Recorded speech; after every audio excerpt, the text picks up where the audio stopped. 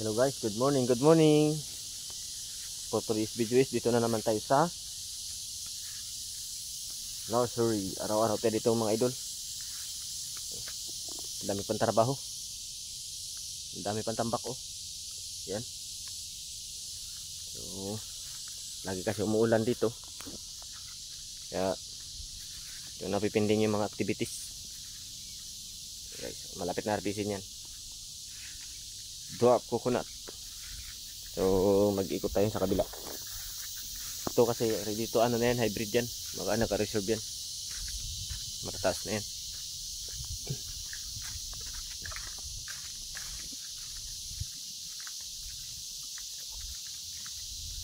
Kami naman damo mga idol. Ano? So papadamuhan natin yan sa gusto magdamon yan. You know? Kasi kailangan tanggalin yung mga ganito niya. Mga ganito. Tanggalin dito sa ibabaw. Sa gilid walang problema kasi kayang grass cutter rin yan eh. Yung dito, mga ganito. Hindi pwede grass cutter rin kasi tatamaan yung tubo ng nyug. So, mga another gastos na naman ito mga idol. Ito sa kabila, natapos na natin. No?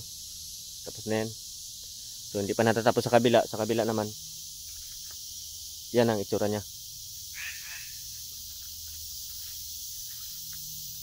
Kaba na naman.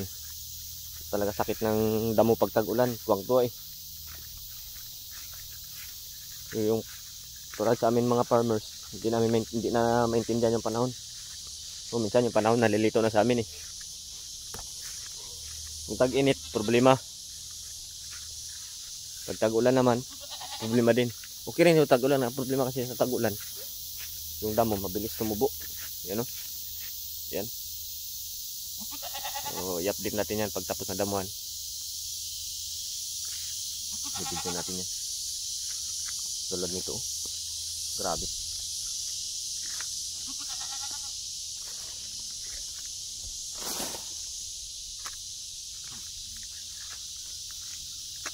Itong bato.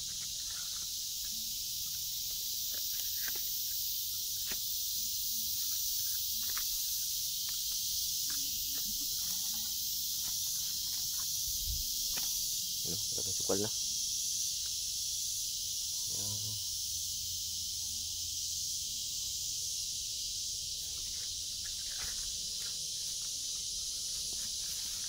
Yan. Ito lang talagang buhay sa probinsya, buhay farmers. Idol. Araw-araw dito. So, tayo magawa kasi ganun na talaga ang buhay. Hindi tayo pinanganak na rich. Kaya bago magkapira, sakripisyo talaga. Marami pa pagdadaanan. So ayos na yan.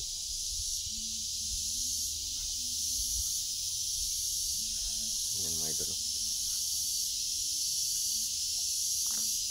Okay mga idol, thank you for watching. God bless you po sa lahat.